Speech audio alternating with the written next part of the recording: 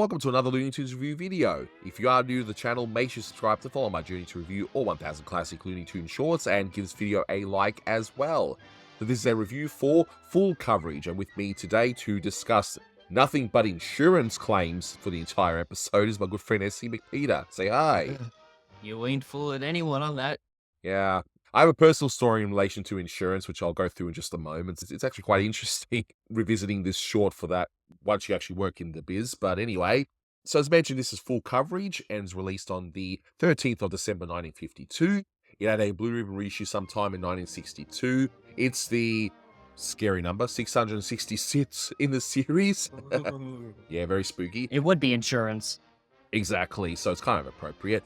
And it's directed by Bob McKimson. You can find this on the Looney Tunes Superstars Porky Pig DVD set, and a HD version is lurking around, which is what I'm using for this short. And thankfully, we've now got the original titles on there too, which is always welcome to restore the short to its former glory. In case you haven't seen this one, can't show you the full thing here on YouTube due to copyright, but in this one, Daffy is an insurance salesman and tries to get Porky to sign up for a policy which has a provision to pay out $1 million for a black eye. $1 million for a black eye? Though in certain situations, which we will discuss, of course. Porky doesn't think he needs such insurance, so Daffy sets out to prove that he indeed does, via potential accidents in the home, that Daffy seems to trigger instead of Porky. It's a solid one, but again, we'll get through that in just a moment. A few bits of trivia, not really too much for this one, but the title is a pun on full coverage, which is an insurance term, of course, full coverage for this, or partial coverage, whatever. We've got some reused animation of the elephant from Room and Bird that is repeated over and over to make it look like an elephant herd at the end. Spoiler alert. And as per the animated draft, the working title was called Premium Ham. Well, alright, premiums is what you pay to your insurance company to coverage, but no, I think full coverage is a bit better. But let me know in the comments if you think that's a better name, or if full coverage was the right choice. And I wanted to put this into a bit more context too, because you'll notice a lot of shorts have these salesmen going around, in particular insurance salesmen, and they were around a lot in the early 20th century, particularly now in the post-war era. So back then, the men would go out and make the bread, and the wives were expected to be at home to keep house, raise kids, and so on. No, I'm not going to debate whether that was right or wrong, because it was definitely a thing of the time. It's clearly not a thing of the time now, but I just wanted to put that into context.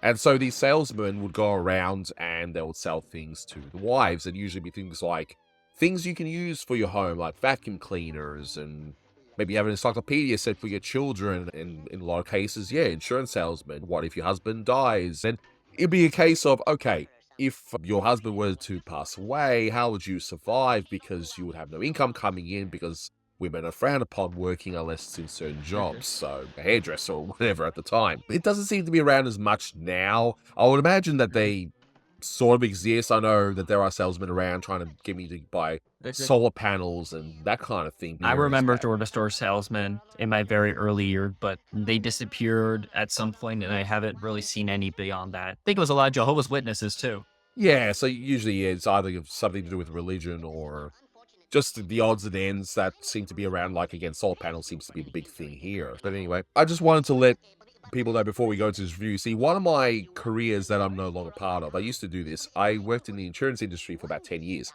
And watching this short as a former insurance agent, it's quite hilarious because you've got a few things that you notice here.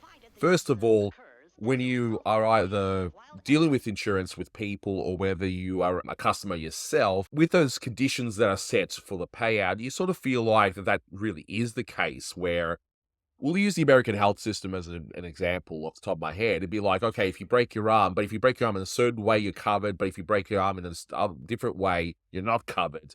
It feels like you got to jump through a lot of hoops to have the insurance go, fine, we'll give you the money, geez, that kind of mentality. Another thing is when Daffy puts the earmuffs on Porky when he actually gives out the conditions to be paid out $1 million for a black eye. At least here, that would be illegal, because if it's proven in a court of law that no, the conditions weren't actually told to the customer, then the insurance company is liable for a payout. Even if it's in the fine print and that, the customer still needs to know. If the customer is like, hey, how do I get this coverage, or how am I covered? They have to know the answer. They can't be cheated out of, just like Daffy's trying to get an insurance sale here. And of course, he just adds something, and then of course it happens.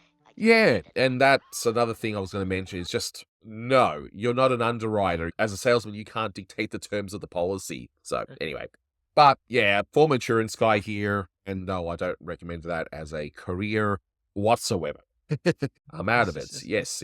But let's look at this cartoon. Enough about insurance, unless it's in the context of a few scenes here. So this is another wonderful Porky and Daffy team-up shorts done really well by McKimson. I feel like, along with his Foghorns, these were the better shorts that he was doing around this time, at least in my opinion. You guys might beg to differ.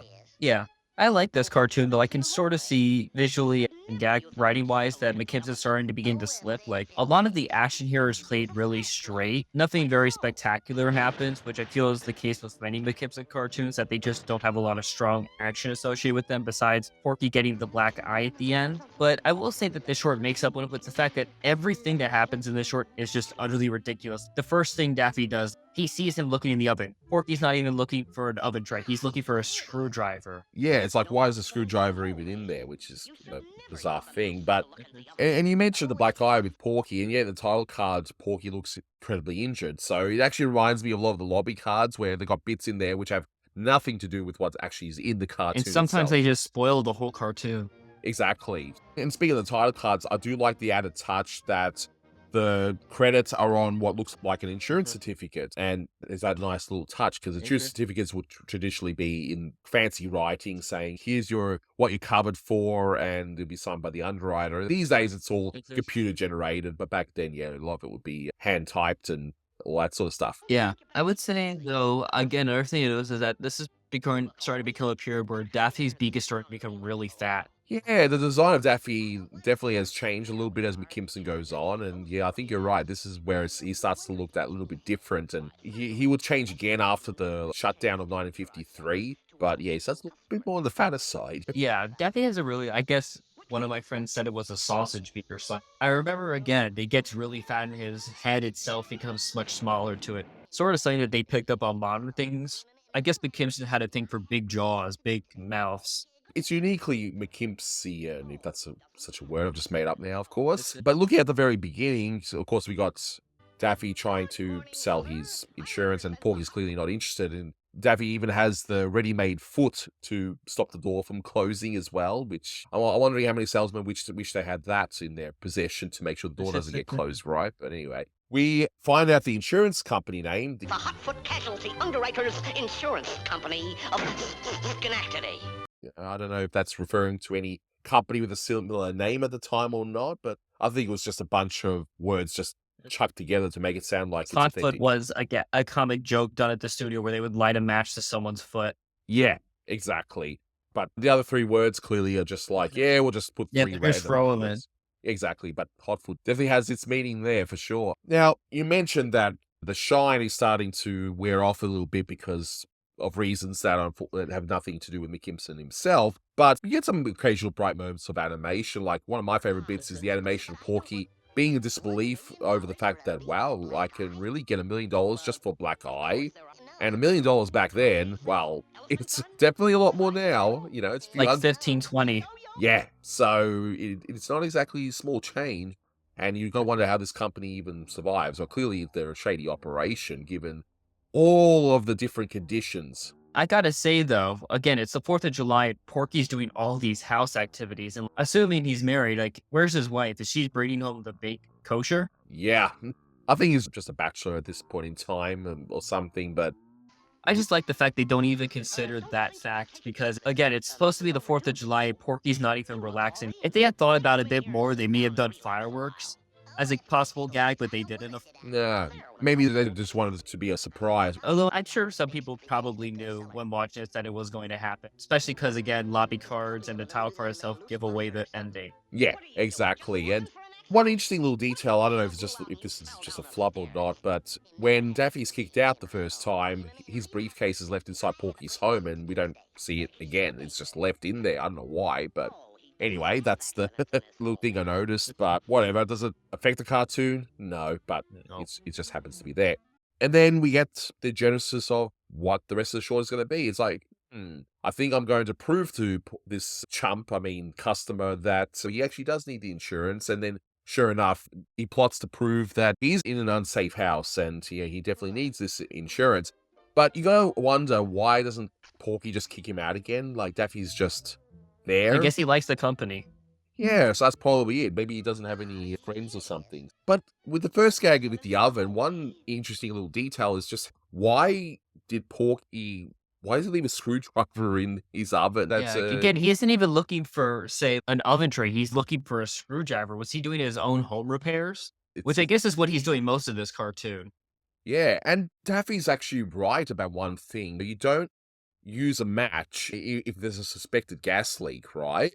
To check the oven, you use a flashlight to have a look and see, okay, what's going on here and whether it's safe or not. And I just like the fact that it just backfires for Daffy. He just turns on the flashlight and it just explodes anyway. It's like, what kind of gas is this? It's just absolutely ridiculous. You should never use a match to look in the oven. Oh, if they're fiddlesticks. You should use a flashlight, like so. Must have been a short in my battery. And then I also kind of noticed a connection between two gags, which I think does show they were actually paying attention a bit more than I may have been giving it credit for, which is there's, of course, the gag where he's painting his ceiling, of course, without any necessarily cleanup that would come with it. But then we see later on Daffy paint the dynamite in the same white paint that I guess Porky was using. So again, it shows that time is passing by, etc., etc. Yeah, so you got these nice little added touches there, and I like how Daffy's trying to teach Porky on how to rock the chair, and it's not just the fact that it's just a funny gag anyway. Well, I don't know why Porky would have two rocking chairs. Maybe Mrs. Porky Pig is out for the day or something, or maybe she's getting some shopping, I don't know. But when the rocking chair is going, I like the music that plays in there, how it gets all sped up when Daffy's trying to teach Porky how to rock a chair. And To humor you. Not that way, you idiot. Like this.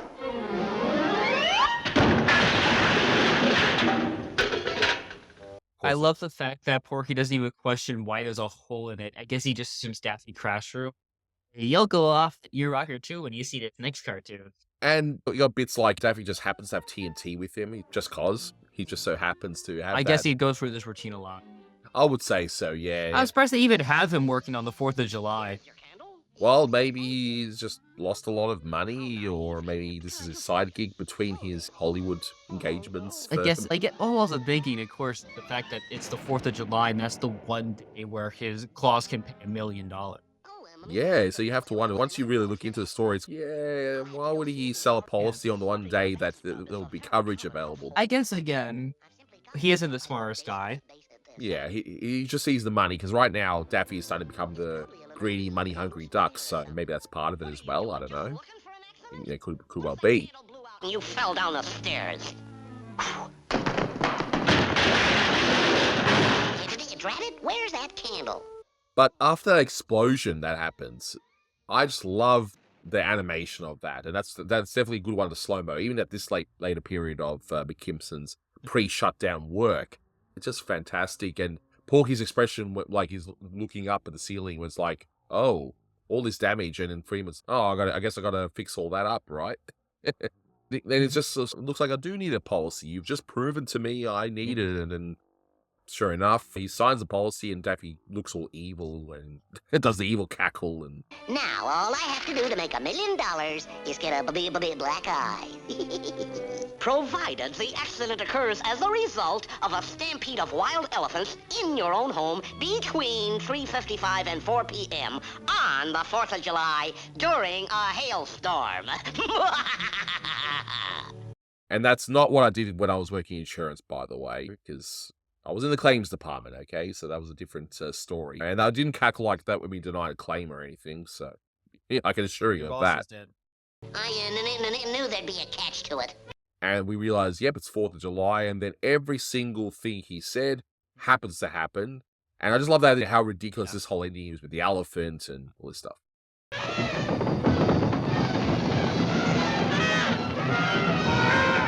Stampede of wild elephants. 3:57 p.m. 4th of July. snowstorm. Oh no! The best touch on this is, of course, when Porky goes, "Oh yes, baby big black guy." He does not show the black guy visually until he lands on the word. That's some great timing and a nice little animation bit that occurs. Yeah, exactly. Oh yes, black eye, pay me. Oh no. And then he adds we also need a cute baby zebra, and what do we see? And one baby zebra. And we see one of the cutest looking baby zebras, I gotta say. That's the side of this short. I was wondering if that was for a reuse for another short or something, but no, it looks like it's freshly animated for this short. McKimson, I always get the impression McKimson just animals and drawing them naturally, because I'm sure that's what he was thinking when he was doing that.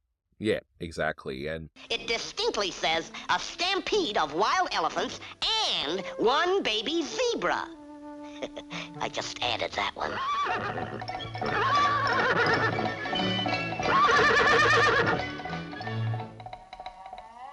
And one baby zebra. the ending itself, yeah, a nice little punchline at the end, and yeah, the short. That's what you ends. expect. Exactly, where Daffy also knows that, yeah, he's going to be probably let go by the company, or the fact the company might even go bankrupt because they have such a silly policy payout in the first place. Anyway, it is what it is. It gets a little straightforward, but it's just an utterly ridiculous short in concept and execution. It works pretty well for that matter. Yeah, and I mentioned before, I think McKimson's best shorts around this time were the Porky and Daffy team-ups and the Foghorn Leghorns, and that's not to say the other shorts are terrible or anything. I do like some of his Bugs Bunny shorts and that sort of stuff, but I still think that these two particular series of shorts are his best around this time. But again, if you disagree with me, let me know in the comments. Let me know what McKimson shorts you guys like, especially from these later period ones. But in terms of score, look, this gets an 8.5 out of 10 for me. It's not his best Porky and Daffy team up. He's done a fair few that are really, really good. And this one, not as good because of some of the weaknesses, not just because of the story, but some of the animation is not as strong as it would be. It's a bit more relaxed in terms of some of the action, how it plays out, but I'm going to give it an 8 just because, again, it does at least bring in the laughs. Exactly, and that's the main thing. I watch this short, I laugh. It's one of my go-tos anyway when it comes to the Porky and Daffy team-up.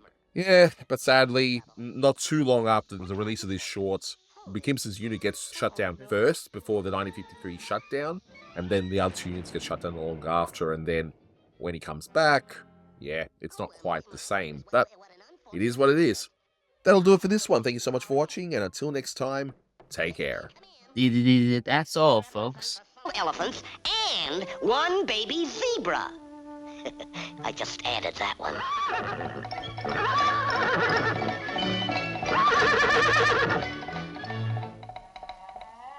And one baby zebra.